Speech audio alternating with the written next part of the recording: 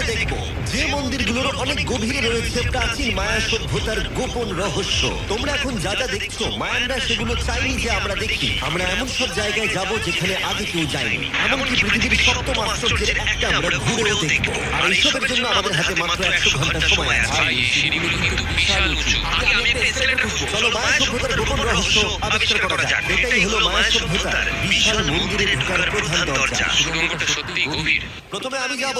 হ্যাঁ ঠিক আছে, আমার কোনো অসুবিধা নেই। এই মন্দিরটা প্রায় 2000 বছরেরও বেশি পুরনো। এটা অসাধারণ। আমরা এখন এক প্রাচীন মন্দিরের ভিতরে আছি। আমরা কোথায় যাচ্ছি? ও মাই গড, ও ওয়াও! এই মন্দিরে ঢুকলে প্রথমেই দেখা যাবে একটা বিশাল মূর্তি, যে ছিল একজন শস্যের দেবতা, একটা জাগুয়ারের মুখের ভেতরে। এটা সত্যি অসাধারণ। ও মাই